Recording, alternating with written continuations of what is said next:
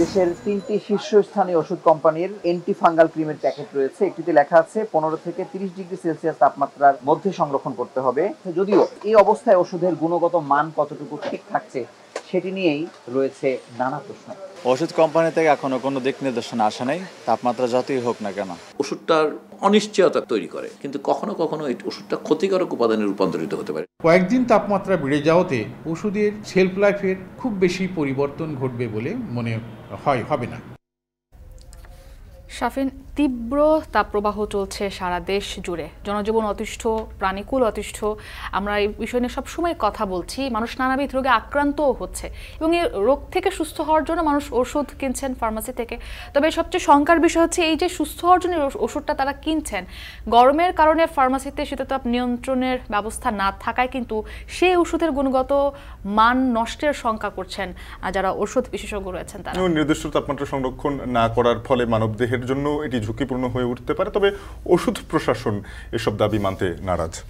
জানিয়ে বিস্তারিত জানাবো এখন দুপুরের আয়োজনে। পুরো আয়োজন জুড়ে আপনাদের সঙ্গে রয়েছে আমরা দুজন, আমি তানজিম শাফিন এবং আমি ইসরাত মুক্তি।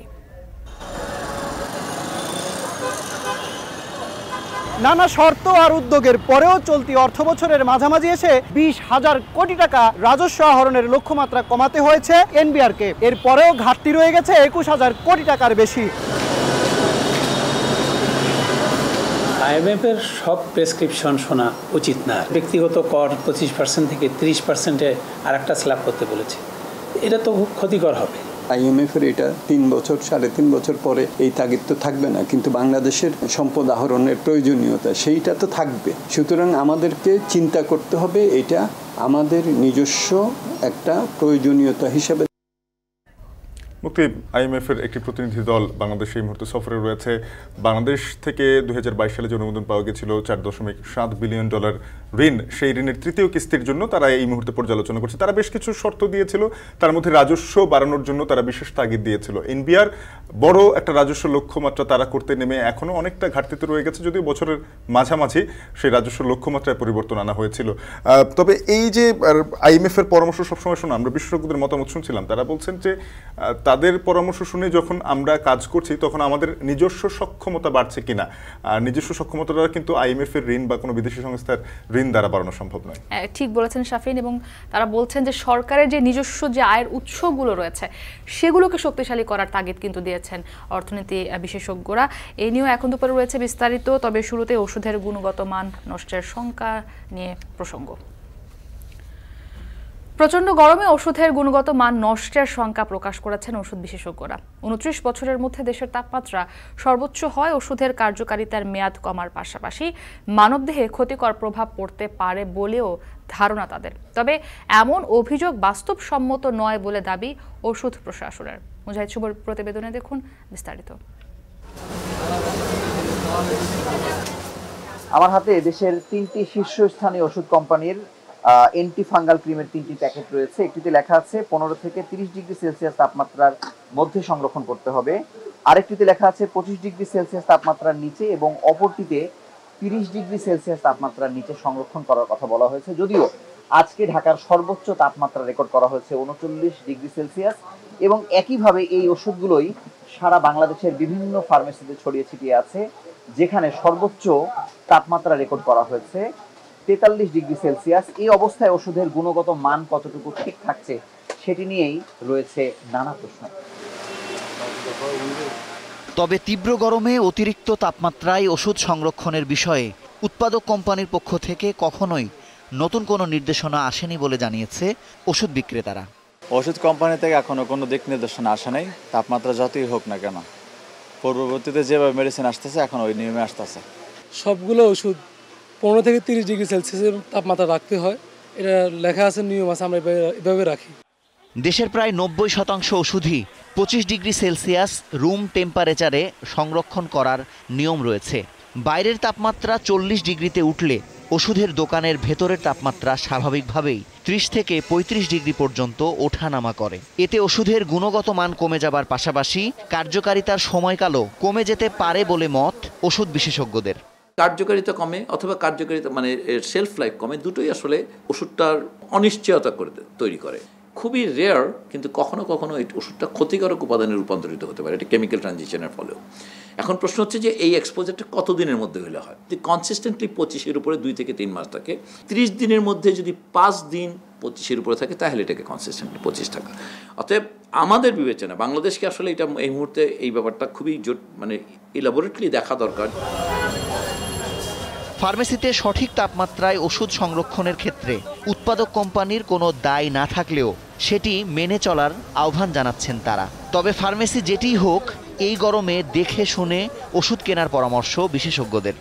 দেখতে যে ওষুধটা সাধারণ ওষুধের মতো আছে কিনা সেটা দেখে নেবে, তার গন্ধটা ঠিক আছে কিনা সেটা সে দেখে নেবে, এবং সেই ওষুধটা তার সাধারণ বা বাহ্যিক চোখে তার কাছে কোনো অসামঞ্জস্যতা আসে কিনা সেটা সে দেখে নেবে। WHO-র যে গাইডলাইন, সেখানে কিন্তু 2টা জিনিসকে একত্রিত করা আছে, টেম্পারেচার অ্যাজ ওয়েল এজ হচ্ছে রিলেটিভ হিউমিডিটি। সুতরাং আমরা যদি শুধুমাত্র আজকের তাপমাত্রা 43 ডিগ্রি হয়ে গেছে সেটা দিয়ে আমরা একটা বিবেচনা করি, তাহলে বোধ করি কোনো একটা জায়গায় গ্যাপ থেকে যাবে। তবে গরমে ওষুধের শেলফ লাইফ বা কার্যকারিতা কমে যাবার অভিযোগ মানতে নারাজ ওষুধ প্রশাসন। তারপরও তীব্র গরমে ওষুধের গুণগত মান কমছে কিনা সেটি খতিয়ে দেখতে সারা দেশে ওষুধ প্রশাসনের কর্মকর্তাদের নির্দেশ দেয়া হয়েছে বলে জানিয়েছেন প্রশাসনের পরিচালক। 40 ডিগ্রি সেন্টিগ্রেড তাপমাত্রায় এবং +-2 আর হলো 75% হিউমিডিটি, আর্দ্রতা, আপেক্ষিক আর্দ্রতায় +-5 এর মধ্যে যদি ওষুধের গুণগত মান 6 মাস একই রকম থাকে, তখন আমরা এই ওষুধের মেয়াদটা দিই 2 বছর। সুতরাং ওই কয়েকদিন তাপমাত্রা বেড়ে যাওয়াতে ওষুধের শেলফ লাইফের খুব বেশি পরিবর্তন ঘটবে বলে মনে হবে না। দেশের নিবন্ধিত 2,30,000 ওষুধের দোকানের মধ্যে কেবল 700টি মডেল ফার্মেসি ও 50,000 মডেল মেডিসিন শপ। বাকিগুলো ওষুধের সার্বিক মান নিয়ন্ত্রণের ক্ষেত্রে অনেকটাই পিছিয়ে। তাই ওষুধ কেনার ক্ষেত্রে মডেল ফার্মেসিগুলোকে প্রাধান্য দেবার আহ্বান ওষুধ প্রশাসনের। মুজাহিদ শুভ, এখন, ঢাকা। ময়মনসিংহ শহরে 5 শতাধিক ফার্মেসি থাকলেও হাতে গোনা কয়েকটিতে রয়েছে তাপমাত্রা নিয়ন্ত্রণের ব্যবস্থা। এই বিষয়ে আরো জানাতে শহরের দুর্গাবাড়ি এলাকা থেকে যুক্ত হয়েছেন ইমতিয়াজ আহমেদ। ইমতিয়াজ, ওষুধের মান ঠিক রাখতে ময়মনসিংহের যে ফার্মেসিগুলো রয়েছে সেখানে কি ধরনের ব্যবস্থা নেওয়া হচ্ছে? মুক্তি ময়মনসিংহ মেডিকেল কলেজ ছাড়াও ময়মনসিংহে প্রায় 2 থেকে 250 ডায়াগনস্টিক সেন্টার, প্রাইভেট হাসপাতাল রয়েছে। সেখানে ওষুধের দোকান নিবন্ধিত অনিবন্ধিত মিলিয়ে প্রায় 5 থেকে 600 ওষুধের দোকান কিন্তু রয়েছে, যেগুলোর অধিকাংশ, বিশেষ করে যেটা আপনি বলছিলেন যে 1 থেকে 2টি বেশি কিন্তু তাপমাত্রা নিয়ন্ত্রণের বা এসি বা তাপানুকূল ব্যবস্থা, ওষুধ যে নির্দিষ্ট তাপমাত্রায় রাখার কথা সেই তাপমাত্রায় কিন্তু রাখা সম্ভব হচ্ছে না। এই দীর্ঘদিন যাবৎ এভাবেই কিন্তু ওষুধ বিক্রি করে আসছে যারা ব্যবসায়ী রয়েছেন। এবং আপনি জানেন যে বেশ কিছুদিন যাবতই কিন্তু সারা দেশের উপর যে তীব্র তাপদাহ বয়ে যাচ্ছে, এবং এর মধ্যে কিন্তু কয়েকটি বিভাগীয় শহর, জেলা শহরে কিন্তু বৃষ্টি হলে এখন পর্যন্ত কিন্তু ময়মনসিংহে কোনো বৃষ্টির দেখা মেলে নেই। সুতরাং এর জন্য কিন্তু ময়মনসিংহে কিন্তু যে তাপমাত্রাটা সেটা কিছুটা কমলেও কিন্তু ব্যবসা গরম বা সেই তাপমাত্রাটা কিন্তু রয়েই গেছে। এবং এর মধ্যে আমরা দেখতে পাচ্ছি যে ঔষধের যে 15 থেকে 30 ডিগ্রি তাপমাত্রার মধ্যে ঔষধ সংরক্ষণ করার কথা বা সেটি বিক্রি করার কথা, বিশেষ করে বিভিন্ন হার্টের ওষুধ, উচ্চ রক্তচাপ, শিশুদের বিভিন্ন অ্যান্টিবায়োটিক থেকে শুরু করে আবার যে রোগ প্রতিরোধ ক্ষমতার জন্য যে ওষুধগুলো রয়েছে সেগুলো কিন্তু আসলে সংরক্ষণ করা হচ্ছে। আপনি দেখতে পাচ্ছেন যে কার্টুন করে রাখা হচ্ছে, যারা বিশেষ করে পাইকারি ওষুধ বিক্রি করেন সেই কার্টুনগুলো করার কারণে কিন্তু এই ওষুধগুলো আরও উত্তপ্ত হয়ে যাচ্ছে। এবং যেটা বিশেষজ্ঞরা বলছেন যে এই তাপদাহ যদি একটানা 5 দিন চলে বা পুরো 1 মাস চলে, তাহলে কিন্তু সেই ওষুধের নির্দিষ্ট তাপমাত্রায় যদি না থাকে 15 বা 30 ডিগ্রি যেই ওষুধের মানভেদে বা প্রকারভেদে তাপমাত্রা থাকার কথা, তাহলে কিন্তু এই ওষুধ কিন্তু কার্যকারিতা অনেকটাই হারায় এবং কোনো কোনো ক্ষেত্রে কিন্তু এই ওষুধ স্বাস্থ্যের জন্য কিন্তু ঝুঁকিপূর্ণ হয়। এবং এর মধ্যেই কিন্তু যারা ডাক্তার রয়েছেন তারা প্রেসক্রিপশন করছেন এবং যারা রোগী রয়েছেন তারা কিন্তু ওষুধ কিনতে আসছেন। এবং এই যে আমি রয়েছে ময়মনসিংহ দুর্গাবাড়ি এলাকা, এখানে কিন্তু পাইকারি এবং খুচরা ওষুধ বিক্রি করা হয়। সুতরাং পাইকারি যেহেতু ওষুধ বিক্রি করে সেহেতু কিন্তু অনেক ওষুধ কিন্তু কার্টুন করা মজুদ থাকে। সুতরাং এই মার্কেটগুলোতে, ওষুধের যে মার্কেটগুলো রয়েছে সেখানে যদি লোডশেডিং হয়, যেহেতু তীব্র তাপদাহ হয়ে গেছে, এর মধ্যে কিন্তু প্রচণ্ড লোডশেডিং হয়েছে এবং এই লোডশেডিংয়ের মধ্যেই কিন্তু যারা ব্যবসায়ী রয়েছেন তারা যেটা বলছেন যে প্রচণ্ড গরমের মধ্যে তাদেরকে ওষুধ বিক্রি করতে হয়েছে। এবং আপনি দেখতে পাচ্ছেন যে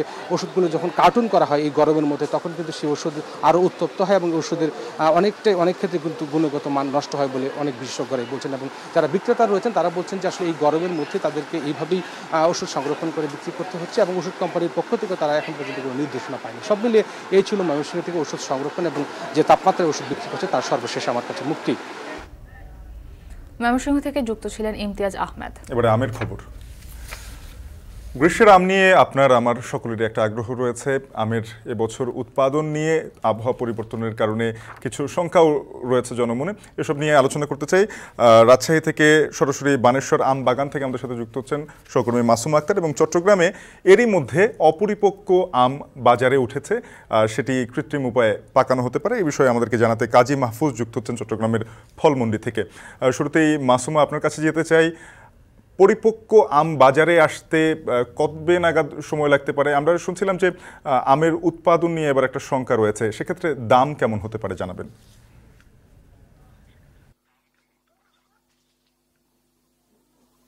শাফিন, আপনাকে জানিয়ে রাখি যে রাজশাহীর স্থানীয় অর্থনীতিতে কিন্তু একটি বড় অর্থের যোগান দেয় এই প্রধান যে অর্থকরী ফসলগুলোর মধ্যে অন্যতম যে একটি ফসল, সেটি হলো আম।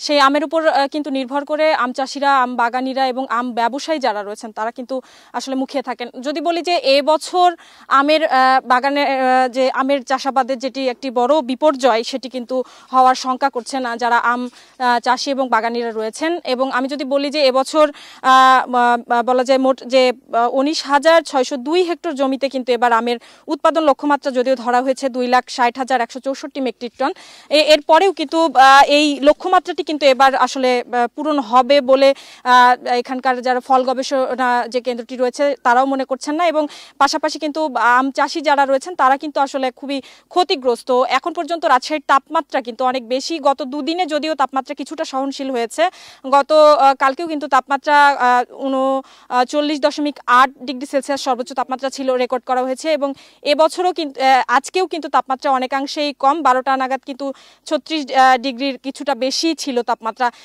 তবে কিছু এই আগামীকাল এবং পরশুর মধ্যে বৃষ্টির সম্ভাবনা রয়েছে। বৃষ্টি হলে কিছুটা আমের ওপরে কিন্তু একটি ভালো ফলনের দিকে একটি ভালো প্রভাব পড়বে বলে কিন্তু আম চাষিরা বলছেন।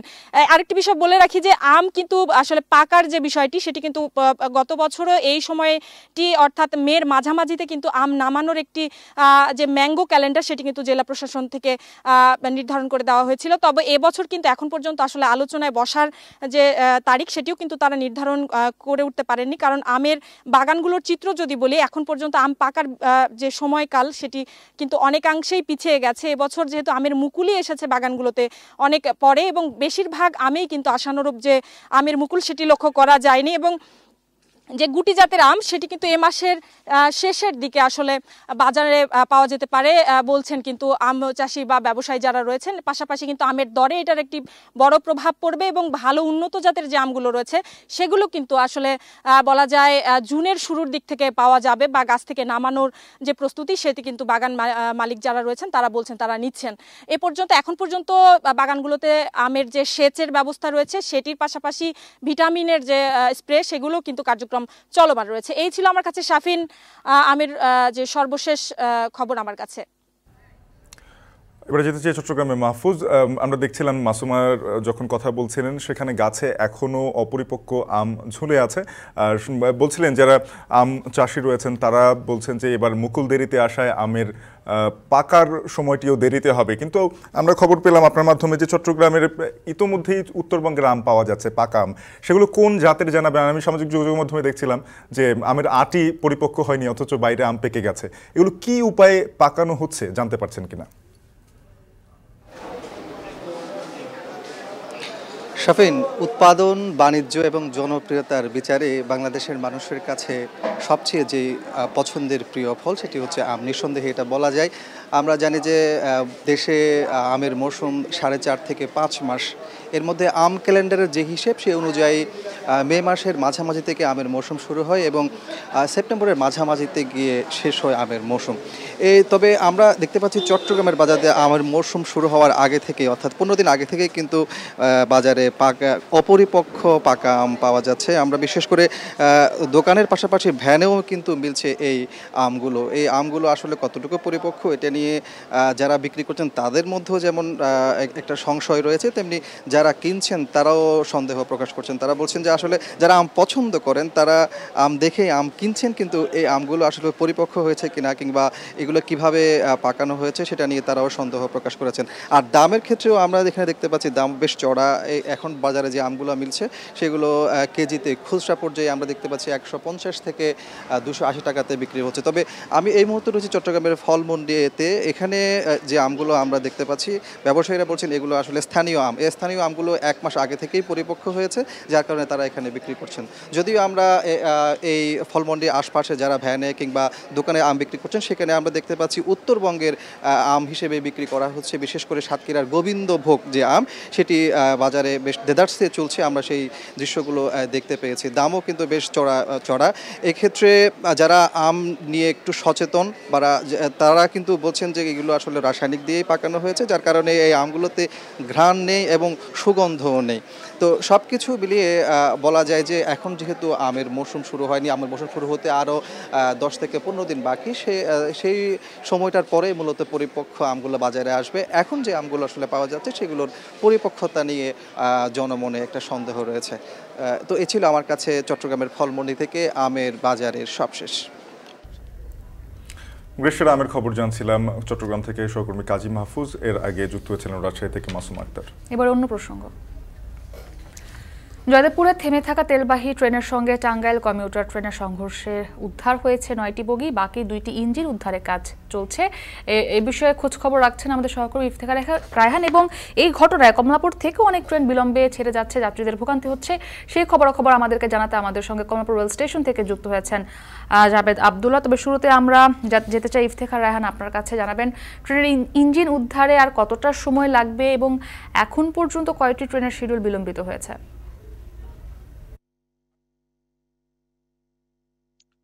মুক্তি প্রায় 28 ঘন্টা কিন্তু পেরিয়ে গেছে এই ট্রেন দুর্ঘটনার। এখন পর্যন্ত যে 11টি লাইনচ্যুত বগি সেগুলোর উদ্ধার কাজ কিন্তু চলছে। আমরা ঠিক এর আগের বুলেটিনে 12টার যে বুলেটিন এসে তখন আমরা কিন্তু জানিয়েছিলাম যে এখানে কিন্তু সর্বশেষ যে তেলের ওয়াগন সেটি কিন্তু লাইনে উঠানো হয়েছিল এবং সেটি ক্রেনের সাহায্যে টেনে নিয়ে যাওয়ার যে একটি প্রক্রিয়া সেটি কিন্তু তখনই শুরু হয়েছিল। তবে সেটি হঠাৎ করেই আসলে সেই কাজটি থেমে যায়, অর্থাৎ যে ওয়াগনটি ছিল সেটি কিন্তু এখন পর্যন্ত রেল লাইনের উপরেই রয়েছে, এটি এখনো সরানো সম্ভব হয়নি। এর পাশাপাশি যে দুটি যে ট্রেনের যে ইঞ্জিন ছিল সেই দুটি ইঞ্জিনও এই রেল লাইনের উপর আছে এবং এই অবস্থায় কিন্তু আমরা দেখতে পাচ্ছি যে রেলওয়ের যারা উদ্ধারকারী দলের যারা কাজ করছেন তারা কিন্তু খুবই ধীর গতিতে কাজগুলো চালাচ্ছেন এবং এখানে যারা রেল কর্তৃপক্ষ রয়েছে তাদের সাথে আমরা বারবার কথা বলার চেষ্টা করছিলাম। তারা কিন্তু কেউ কিন্তু আসলে বলতে পারছে না যে ঠিক কতক্ষণ সময় কিন্তু লাগবে। এর আগে আমাদেরকে তারা কখনো কখনো বলছিলেন যে 1 ঘন্টা কিংবা 1.5 ঘন্টা, কখনো বলছেন যে 2 ঘন্টার মধ্যে এই কাজটি সম্পন্ন হবে, কিন্তু সেটি কিন্তু ঘন্টার পর ঘন্টা পেরিয়ে যাচ্ছে, কিন্তু কোনো উদ্ধার কাজের শেষ হওয়ার কিন্তু যেই লক্ষণ সেটি কিন্তু দেখা যাচ্ছে না। এবং এখন কিন্তু আমার পেছনে যে তেলের ওয়াগনটি পাশাপাশি 2টি ইঞ্জিন রয়েছে এবং কিছুক্ষণ পরে তারা আমাদেরকে জানিয়েছেন যে পার্শ্ববর্তী যে ট্রেনটি যে রেল লাইনটি দিয়ে মূলত ঢাকার সাথে রেল যোগাযোগটি সচল রয়েছে সেই লাইনটিও কিছুক্ষণ পরে বন্ধ করা হবে। কারণ হচ্ছে যে ইঞ্জিন দুটি রয়েছে সেটি একটির সাথে আরেকটি লেগে রয়েছে, এটি ক্রেন দিয়ে একই লাইন থেকে সম্ভব হচ্ছে না, যে কারণে পার্শ্ববর্তী লাইনে ক্রেন এনে তারপরে এই ইঞ্জিন দুটিকে আলাদা করে তারপরে টেনে নিয়ে যাওয়ার যে প্রক্রিয়া সেটি করা হবে। সে কারণে বলছেন যে প্রায় 2 ঘন্টার মতো কিন্তু 2টি লাইনই কিন্তু বন্ধ থাকবে, অর্থাৎ যে ট্রেনের যে শিডিউল বিপর্যয়টি হচ্ছে সেটি কিন্তু আরো বেশ লম্বা হবে, কারণ 2টি লাইনই একেবারে বন্ধ হয়ে যাবে। তো সবকিছু মিলিয়ে গাজীপুরের উদ্ধার তৎপরতার এই ছিল আমার কাছে সবশেষ তথ্য। মুক্তি। জাবেদ, আমরা শুনছিলাম আমাদের সহকর্মী ইফতেখার রায়হান জানাচ্ছিলেন যে এই যে ট্রেন দুর্ঘটনায় যে উদ্ধার কাজ চলছে সেটি আসলে আর কতক্ষণ সময় লাগবে নির্দিষ্ট করে বলা যাচ্ছে না, এবং এই ঘটনায় কমলাপুর রেল স্টেশনে ইতিমধ্যেই ট্রেন বিলম্বে ছেড়ে যাচ্ছে। জানাবেন যে সেখানকার চিত্রটা আসলে কি দেখছেন? মুক্তি, আপনার শেষ থেকে যদি শুরু করি তাহলে এভাবে একটু বলা যায় যে গতকাল যে গাজীপুরে জয়দেবপুরে যে দুর্ঘটনাটি ঘটেছিল, অর্থাৎ দাঁড়িয়ে থাকা যে ওয়াগন, সেই ওয়াগনকে টাঙ্গাইল কমিউটার যে ট্রেনটি ধাক্কা দেয় সেটির পরপরই কিন্তু মূলত এই শিডিউল বিপর্যয়ের যে বিষয়টি সেটি মূলত ঘটতে থাকে। আপনি নিশ্চয়ই জানেন যে দুর্ঘটনার প্রায় 24 ঘন্টা এর মধ্যে কিন্তু অতিক্রম হতে চললো। আমি যদি আমার ক্যামেরায় বা আমার ছবিতে যদি একটু আপনাকে দেখাই, পিছনে নিশ্চয়ই আপনি দেখতে পাচ্ছেন যে হাজার হাজার মানুষ কিন্তু এরই মধ্যে প্ল্যাটফর্মে দাঁড়িয়ে আছেন। ভোগান্তির যে বাস্তব যে চিত্র সেটি কিন্তু আপনি দেখতে পাচ্ছেন, নিশ্চয়ই দর্শকরাও দেখতে পাচ্ছে। একটু এভাবে জানিয়ে রাখা ভালো হচ্ছে, সবচেয়ে বেশি যে ট্রেনটি এখন পর্যন্ত বিলম্বে আছে সেটি হলো রংপুর এক্সপ্রেস। সেটি 9টা 10-এ ছেড়ে যাবার কথা, সেটি এখনও প্ল্যাটফর্মে আসেনি। সেটি মূলত ছেড়ে যাবার কথা আরও প্রায় 3.5 ঘন্টা পরে। এছাড়া একতা এক্সপ্রেস সেটি প্রায় 2 ঘন্টা 40 মিনিট বিলম্বে ছেড়ে গেছে। রাজশাহী কমিউটার সেটিও 12টা 20-এ 1 ঘন্টা বিলম্বে ছেড়ে গেছে। এছাড়া অগ্নিবীমা থেকে শুরু করে বনলতা যে এক্সপ্রেস সেটিও কিন্তু বিলম্বে ছেড়ে যাবে বলে কিন্তু রেলওয়ে কর্তৃপক্ষ আমাদেরকে জানিয়েছে। বনলতা যে এক্সপ্রেস সেটি চাঁপাইনবাবগঞ্জের উদ্দেশ্যে প্ল্যাটফর্ম ছেড়ে যাবে 1টা বাজে, বেলা 1টায় ছেড়ে যাওয়ার কথা। সেটি সময় দেখাচ্ছে 3টা 30, অর্থাৎ সেটিও প্রায় 2 ঘন্টা 30 মিনিট বিলম্বে ছেড়ে যাবে। এরই মধ্যে কুড়িগ্রাম এক্সপ্রেস যেটি ভোর 6টায় কমলাপুর প্ল্যাটফর্মে আসার কথা, সেটি 8 ঘন্টা বিলম্বে কমলাপুর রেলওয়ে এই স্টেশনে 4 নং প্ল্যাটফর্মে আধা ঘন্টা আগে এসে পৌঁছেছে। আমরা যাত্রীদের সঙ্গে কথা বলেছি, যাত্রীরা জানিয়েছে ভোগান্তি একেবারেই মানে অসহনীয় পর্যায়ে এসে দাঁড়িয়েছে। তারা জানিয়েছে যে সকালে আসার কথা ছিল সেই ট্রেনটি প্রায় 8 ঘন্টা বিলম্বে আসার ফলে কিন্তু যাত্রীরা কিছুটা আক্ষেপ প্রকাশ করেছেন আমাদের কাছে। আমরা রেলওয়ে স্টেশন মাস্টারের সঙ্গে কথা বলেছি। রেলওয়ে স্টেশন মাস্টার আমাদেরকে যে বিষয়টা জানিয়েছে সেটি হলো যে উদ্ধার কার্যক্রম চলমান, উদ্ধার কার্যক্রম চলছে। তারাও প্রাণপণ চেষ্টা করছে, তবে এই শিডিউল বিপর্যয় ধীরে ধীরে কেটে যাবে বলে তিনি কিন্তু গণমাধ্যমকে জানিয়েছেন। আমরা জানতে পেরেছি যে এই যে পরিস্থিতি, এই পরিস্থিতি নজরদারির জন্য কিছুক্ষণ পরে এই প্ল্যাটফর্মে রেলমন্ত্রী তিনি আসতে পারেন, তবে সেটি আমরা পুরোপুরি নিশ্চিত নই। এছাড়া আপনি দ্বিতীয় যে প্রশ্নটি করেছিলেন, এখন পর্যন্ত 7 থেকে 8টি ট্রেন বিলম্বে রয়েছে। আপনি হয়তো ছবিতে দেখতে পাচ্ছেন যে বোর্ডটি রয়েছে সেই বোর্ডে কিন্তু লেখা আছে, অর্থাৎ মোহনগঞ্জ যে এক্সপ্রেস সেটি 1 নম্বর প্ল্যাটফর্মে দাঁড়িয়ে আছে।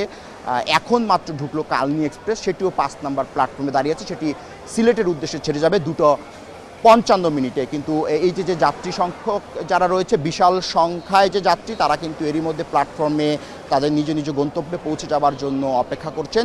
শুধুমাত্র যেতে পারছেন না, সেটি হলো যে এই যে জয়দেবপুরে যে দুর্ঘটনা, সেই দুর্ঘটনার কারণে সেখানে যেহেতু 1 লেনের ট্রেন চলাচল করছে এবং খুব ধীর গতিতে, সে কারণে মূলত ট্রেন আসতে এবং এই কমলাপুর প্ল্যাটফর্ম থেকে রেলগাড়ি বের হয়ে যেতে একটু সময় নেওয়ার ফলে কিন্তু এই যে শিডিউল বিপর্যয় সেটি ঘটছে।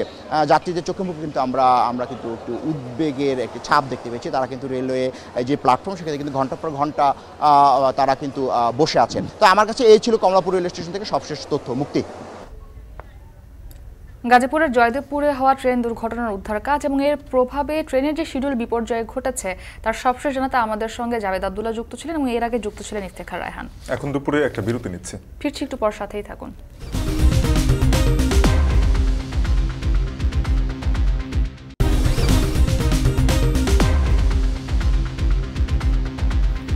বিরতির পর ফিরে এলাম। দেখছেন এখন দুপুর। আইএমএফের শর্ত পূরণে চলতি অর্থবছরের রাজস্ব আহরণে বড় লক্ষ্যমাত্রা নির্ধারণ করেছিল এনবিআর। লক্ষ্য অর্জনে নানা পরামর্শ দিয়ে সহায়তা করছে আইএমএফ। তবে নানা উদ্যোগের পরও অর্থবছরে এসে করতে হয়েছে কাটছাট। এরপরে আয় রয়ে গেছে বড় ঘাটতি।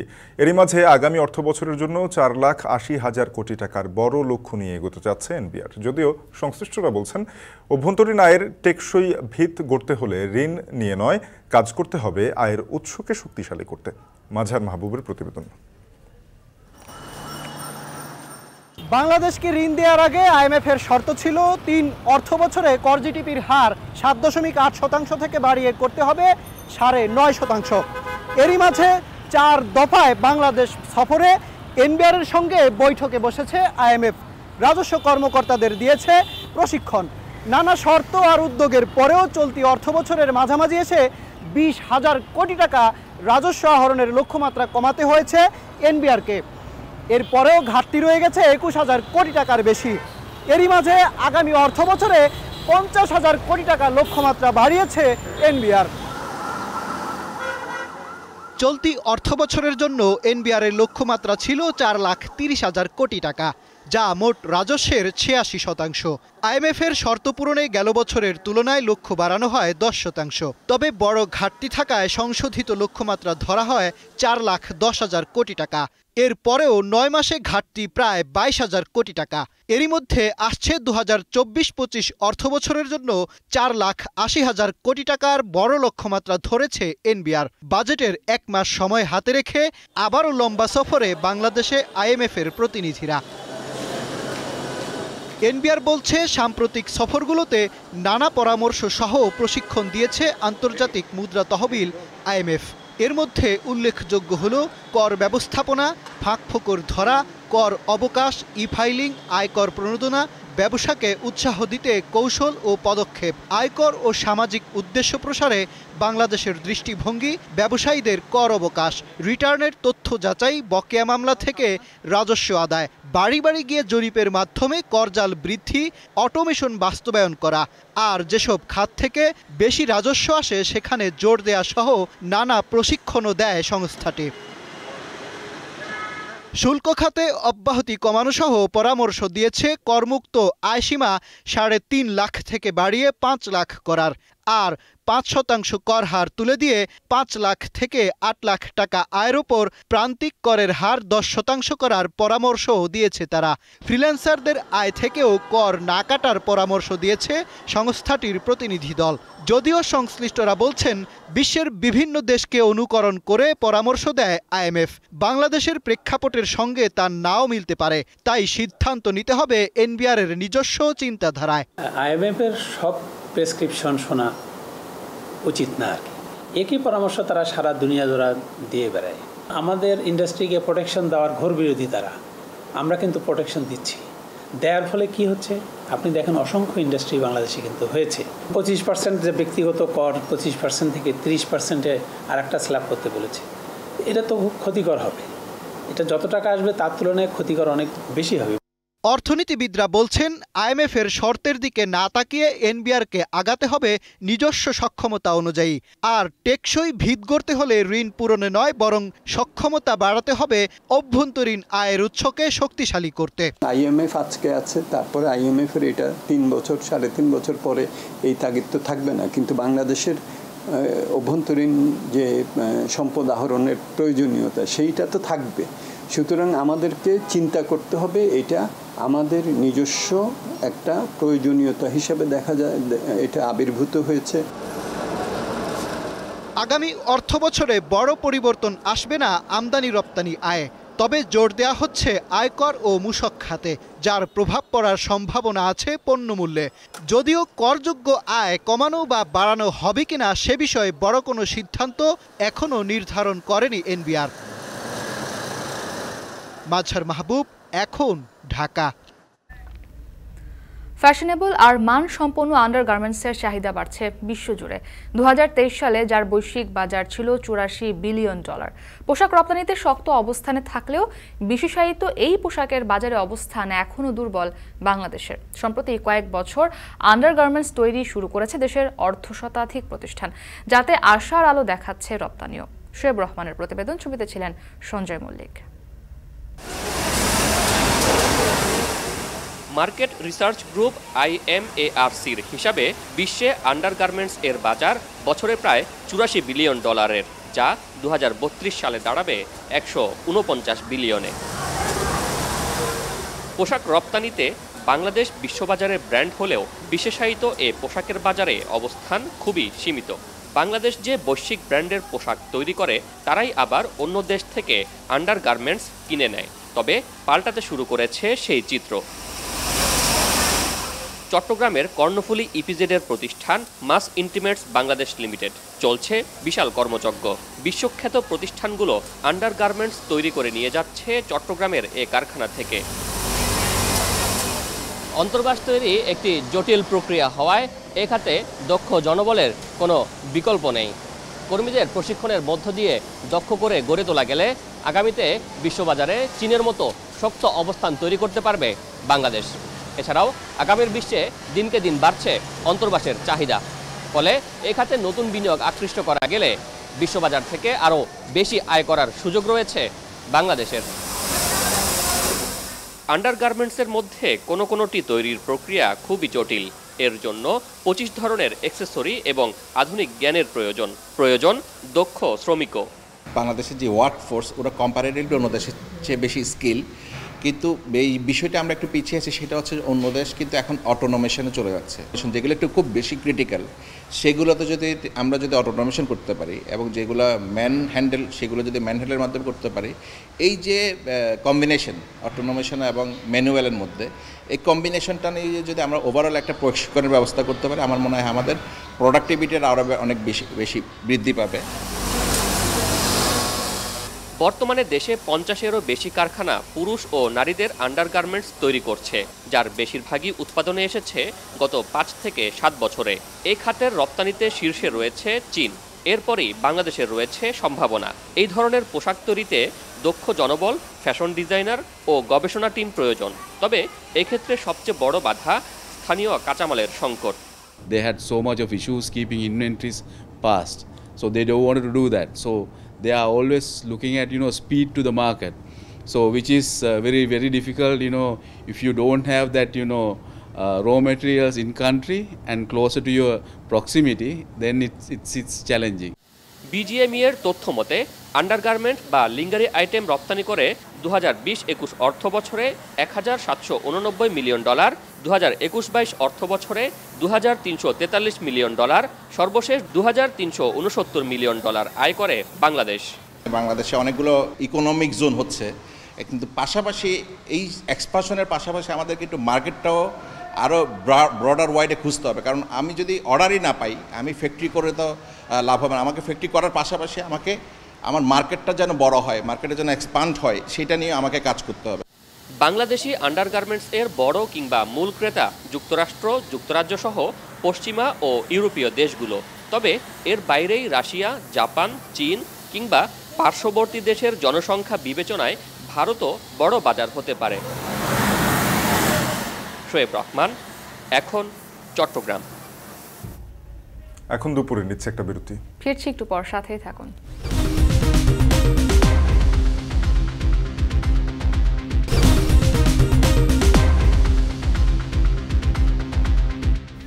বিরতির পর আবারও ফিরে এলাম। দেখছেন এখন দুপুর। নোয়াখালীর বেগমগঞ্জে ট্রাক সিএনজি অটোরিকশা সংঘর্ষে 3 জন নিহত হয়েছেন। দুর্ঘটনায় বন্ধ রয়েছে নোয়াখালী লক্ষ্মীপুর সড়কে যান চলাচল। এ নিয়ে আরও জানাতে ঘটনাস্থল থেকে যুক্ত হচ্ছেন সহকর্মী নাসিম শুভ। শুভ, উদ্ধার তৎপরতা কেমন দেখছেন? যান চলাচল শুরু হতে কত সময় লাগবে? শাফিন, নোয়াখালী লক্ষ্মীপুর মহাসড়কের চন্দ্রগঞ্জ পূর্ব বাজার নামক স্থানে আজ ভোরের দিকে একটি সড়ক দুর্ঘটনা ঘটে। একটি ট্রাক এবং একটি সিএনজি চালিত অটোরিকশা, যেগুলো মুখোমুখি সংঘর্ষ ঘটে। তো ভোরের দিকে ঘটনা ঘটার পরপরই কিন্তু স্থানীয়রা বিষয়টি দেখতে পেয়ে নিকটস্থ থানায় খবর দেয় এবং পুলিশ সকালে কিন্তু ঘটনাস্থলে আসে। কিন্তু পানির তলদেশে তলিয়ে থাকা সিএনজিটি আসলে ট্রাকের নিচে থাকায় সেটি কিন্তু সকালে তারা দেখতে পায়নি। তারপর পরে কিন্তু তারা তাদের স্থানীয় যে রেকার রয়েছে, উদ্ধারকারী দল, তাদেরকে খবর দেয় এবং উদ্ধার অভিযান শুরু করে। যখনই খালের ভিতরে পানির নিচে উদ্ধার অভিযান শুরু করে, তখনই কিন্তু উদ্ধারকারী যারা রয়েছেন তারা এখান থেকে 3টি মরদেহ উদ্ধার করে এখন পর্যন্ত।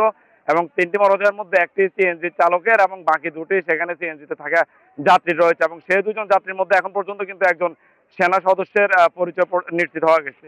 তো 3টি মরদেহ কিন্তু উদ্ধার করে নোয়াখালী 250 শয্যাবিশিষ্ট যে জেনারেল হসপিটাল রয়েছে সেখানে মর্গে পাঠানো হয়েছে।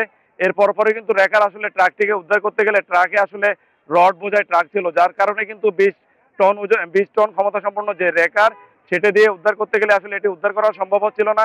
এই জন্য কিন্তু তারা চট্টগ্রামে খবর পাঠায় এবং 50 টন ওজন সম্পন্ন যে রেকার, সেটি আসা পর্যন্ত কিন্তু এখন উদ্ধার অভিযান বন্ধ রয়েছে। এবং এই ঘটনার পরে কিন্তু এখানে উদ্ধার করার কারণে কিন্তু লক্ষ্মীপুর নোয়াখালী যে আঞ্চলিক মহাসড়ক রয়েছে সেখানে যান চলাচল প্রায় ঘন্টাখানিক বন্ধ ছিল। এখন উদ্ধার অভিযান বন্ধ থাকায় কিন্তু যান চলাচল এখন খুলে দেওয়া হয়েছে এবং পুলিশ সহ ফায়ার সার্ভিসের যে দল রয়েছেন তারা কিন্তু অপেক্ষায় আছেন। চট্টগ্রাম থেকে উচ্চ গতি সম্পন্ন যে রেকার, সেটি আসলে কিন্তু তারা পরবর্তীতে আবার উদ্ধার অভিযান শুরু করবে। এবং ডুবুরিতে যারা রয়েছেন তারা জানিয়েছেন, কিন্তু তারা ধারণা করছেন পানির নিচে আরো 1টি কিংবা 2টি মরদেহ থাকতে পারে বলে তারা ধারণা করছেন। তো শাফিন, এ ছিল কিন্তু এখন পর্যন্ত উদ্ধার অভিযানের আমার কাছে সবশেষ। নোয়াখালীর বেগমগঞ্জে প্রাণঘাতী সড়ক দুর্ঘটনার বিস্তারিত জানাচ্ছিলেন সহকর্মী নাসিম শুভ। এবার অন্য প্রসঙ্গ। বৃহস্পতিবার রাতের বৃষ্টিতে মশার লার্ভা জন্মাতে পারে এমন অনেক স্থান ও নির্মাণাধীন ভবনে পানি জমেছে। সেগুলো অপসারণে কোনো কার্যক্রম আছে কিনা সেই খোঁজ রাখছেন দেবরাজ। রাজধানীর বংশাল এলাকা থেকে যুক্ত হয়েছেন তেজি দেবরাজ। বৃহস্পতিবার রাতের বৃষ্টি নগরবাসীকে খানিকটা স্বস্তি দিয়েছে, তবে এই বৃষ্টির কারণে জমে থাকা যে পানি সেখানে নতুন করে লার্ভা বাড়ছে কিনা কি দেখছেন, এবং এই পানি পরিষ্কারে কোনো তদারকি কি আপনার চোখে পড়েছে কিনা? ধন্যবাদ মুক্তি। আমরা 12টার যে লাইভটি ছিল সেখানে কিন্তু আজিমপুরে ছিলাম। সেখানে কিন্তু আমরা দেখতে পেয়েছি যে আপনি বলছিলেন যে বৃহস্পতিবার বৃষ্টির কারণে আসলে নতুন করে যে ডেঙ্গুর প্রকোপ সেটির আশঙ্কা দেখা দিয়েছে কিনা সেই সংখ্যা কিন্তু কিছুটা দেখা দিয়েছে। আমরা দেখতে পেয়েছি যে সিটি কর্পোরেশনের যারা পরিচ্ছন্নতা কর্মী রয়েছে তারা কিন্তু তাদের সেই কার্যক্রম পরিচালনা করছে। আমরা সেখানকার কাউন্সিলরের সাথে কথা বলেছি। আমরা এখন এই মুহূর্তে আছি বংশালে। এখানে একটি সিটি কর্পোরেশনের ময়লার একটি ডাম্পিং স্টেশন করা হচ্ছে এবং সেখানে বৃষ্টির ফলে আমি যদি একটু দেখাই এই জায়গাটাকে কিন্তু আপনার যে পানি জমে আছে সেই পানি জমার এখানে কিন্তু মশার কিছু ছোট ছোট লার্ভা কিন্তু আমরা দেখতে পাচ্ছি। এখানে আমরা কথা বলেছি যারা নির্মাণাধীন কাজ করেছে তাদের সাথে, তারা কিন্তু বলেছে যে এই পানি আসলে বৃষ্টির কারণে জমা হয়েছে এবং সেই জমা পানি থেকে কিন্তু এক ধরনের মশা তৈরির যে আশঙ্কা সেখানে কিন্তু এখানকার যারা স্থানীয় বাসিন্দারা রয়েছে তারা কিন্তু আশঙ্কা প্রকাশ করেছে। তবে তারা বলছেন যে মশা নিয়ন্ত্রণে, ডেঙ্গুর নিয়ন্ত্রণে আপনার যে সিটি কর্পোরেশন থেকে যে মশা নিধন কর্মসূচি সেটা কিন্তু পরিচালনা করছে, কিন্তু তারপরেও এই নির্মাণাধীন বিভিন্ন ভবনের আসলে আমরা দেখতে পেয়েছি বিভিন্ন ফাঁকফোকরে কিন্তু আসলে এই বৃষ্টির পানি কিন্তু ধরে রয়েছে এবং যেখান থেকে বাসিন্দারা আশঙ্কা করছেন যে মশার উপদ্রব হয়তো বেড়ে যাবে। তবে বর্ষার হয়তো বৃষ্টি যারা বিশেষজ্ঞরা রয়েছেন তারা কিন্তু বলেছেন যে বৃষ্টির পরিমাণ যদি বাড়ে সেই ক্ষেত্রে এই ধরনের অবস্থা যদি বলবৎ থাকে সেই ক্ষেত্রে কিন্তু মশার উপদ্রব অথবা ডেঙ্গুর উপদ্রব গত বছর যেরকমটা ছিল তার থেকে কিন্তু আরও বেশি প্রকট আকার ধারণ করবে। তো সময় থাকতেই আসলে বিশেষজ্ঞরা বলছেন যে এই ডেঙ্গু নিধনে প্রজননে আসলে প্রতিরোধ করাটা খুবই জরুরি বলে মনে করছেন তারা। তো মুক্তি রাজধানীর বংশাল থেকে এই নির্মাণাধীন একটি স্থাপনার এই পানি জমার উৎস থেকে আমাকে সর্বশেষ তথ্য আপনাকে জানাচ্ছি। জমে থাকা বৃষ্টির পানি পরিষ্কারের খোঁজ খবর জানাচ্ছিলেন সহকর্মী দেবরাজ। এবারে দেশের বাইরের খবর। জীবিকা উপার্জনের আর কোনো পথ নেই, তাই দাবদাহের মধ্যেই কাজ করে যাচ্ছেন দিনমজুররা। ভারতে 60% নির্মাণ শ্রমিক গ্রীষ্মে ভোগেন মৃদু থেকে গুরুতর তাপজনিত উপসর্গে। সম্প্রতি এক গবেষণায় বেড়ে এসেছে দিনের মধ্যভাগে তাপমাত্রা 20 মিনিট থেকে 1 ঘন্টা পর্যন্ত উৎপাদনশীলতা কমে যায় ভারতে। আরও জানাচ্ছেন নুজহাত কামাল। একদিকে ঘন ঘন দাবদাহ, তার উপর দিন দিন বাড়ছে তীব্রতা ও স্থায়িত্ব। এপ্রিল থেকে জুন মাস পর্যন্ত 10 থেকে 20টি তাপপ্রবাহ ভারতের বিভিন্ন অঞ্চলের ওপর দিয়ে বয়ে যাবে বলে আভাস দেশটির আবহাওয়া বিভাগের। এক একটির স্থায়িত্ব 4 থেকে 8 দিন। জলবায়ু পরিবর্তনের প্রভাবে তাপমাত্রা আর বাতাসের আর্দ্রতা যেভাবে বাড়ছে, এতে সবচেয়ে ক্ষতিগ্রস্ত কর্মজীবীদের মধ্যে অন্যতম নির্মাণ শ্রমিকরা। সূর্যের খড় রোদে কাজ করার ফলে স্বাস্থ্য জটিলতাতে তো ভুগছেনই, কমছে নিম্নবিত্ত এসব মানুষের আয়ও। জীবিকা উপার্জনের আর কোনো উপায় জানা নেই বলে দাবদাহের মধ্যেই কাজ চালিয়ে যেতে হচ্ছে কলকাতার এই দিনমজুরদের। जो मान लीजिए हम लोग को अगर राहत नहीं मिलेगा तो हम लोग गर्मी में झेल नहीं पाएंगे, अगर ड्यूटी नहीं करेंगे तो हम लोग को पेमेंट तो कोई देंगे नहीं, तो मजबूरी तो हम लोग को भी है, मजबूरी है तो मान लीजिए उसके लिए तो हम लोग परिश्रम करना पड़ेगा। কলকাতায় চলতি গ্রীষ্মে সর্বোচ্চ তাপমাত্রা রেকর্ড করা হয়েছে 44 ডিগ্রি সেলসিয়াসের বেশি। জুন পর্যন্ত 3 মাসে গরম আর আর্দ্রতা স্বাভাবিকের চেয়ে অনেক বেশি থাকবে বলে জানিয়েছে আবহাওয়া বিভাগ। এমন অসহনীয় পরিবেশেই রোদের মধ্যে ঘন্টার পর ঘন্টা বিরামহীন কাজ করতে হচ্ছে নির্মাণ শ্রমিকদের। বিভিন্ন রাজ্যে হিট স্ট্রোকে ঘটছে মৃত্যুর ঘটনাও। हमारा अपना मजबूरी है जो हमें करना पड़ता है, फिर भी हम लोग जैसे काम करते रहते हैं तो आके आधे घंटे 15 मिनट धूप से बैठ लेते हैं, फिर जब शांत हो जाता है दिमाग तो फिर काम करते हैं। Indian Institute of Public Health গান্ধীনগরের জরিপে বেরিয়ে এসেছে ভারতে গ্রীষ্মে মৃদু থেকে গুরুতর তাপজনিত উপসর্গে ভোগেন 60% নির্মাণ শ্রমিক। যুক্তরাষ্ট্রভিত্তিক ডিউক ইউনিভার্সিটির গবেষণায় বেরিয়ে এসেছে ভারতে দিনের মধ্যভাগের তাপমাত্রায় শ্রমিকদের উৎপাদনশীলতা কমে যায় 20 মিনিট থেকে 1 ঘন্টা পর্যন্ত। নুসহাত কামাল, এখন বিশ্ব। বন্যার পর শক্তিশালী ঘূর্ণিঝড়ের শঙ্কায় কেনিয়ার নদী তীরবর্তী বস্তি গুড়িয়ে দিয়েছে সরকার। দেশটিতে বন্যায় প্রাণহানি পৌঁছেছে 210-এ। 80 বছরের মধ্যে ভয়াবহ বন্যায় বিপর্যস্ত ব্রাজিল। বন্যা দেখা গেছে জার্মানি, যুক্তরাষ্ট্র ও ইন্দোনেশিয়াতেও। এরই মধ্যে তাপদাহের কারণে পানির সংকটে দিন পার করছে মধ্য আফ্রিকার বাসিন্দারা। নাফি আরমান মননের প্রতিবেদন। এল নিনো চক্রের প্রভাবে প্রকৃতির বিরূপ আচরণ দেখছে বিশ্ববাসী। এশিয়া ও দক্ষিণ আমেরিকার পর এবার বন্যার কবলে ইউরোপ। কয়েকটি ঘূর্ণিঝড়ের পর ভারী বৃষ্টিতে প্লাবিত জার্মানির পশ্চিমাঞ্চল। ব্যাডেন ওয়ার্টেমবার্গ প্রদেশের রাজধানী স্টুটগার্ট সহ বেশ কয়েকটি শহর এখনও পানির নিচে।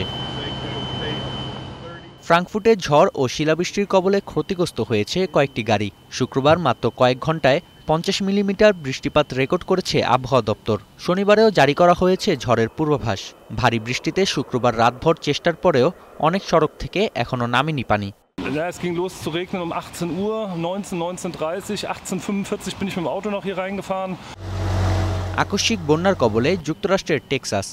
সপ্তাহব্যাপী বৃষ্টির মধ্যে রাজ্যটিতে কয়েকটি মৌসুমি ঝড় আঘাত হানায় প্লাবিত হিউস্টন সহ বেশ কয়েকটি শহরের 700-র বেশি বাড়ি। বিদ্যুৎ বিচ্ছিন্ন হিউস্টনের 2200-র বেশি বাসিন্দা।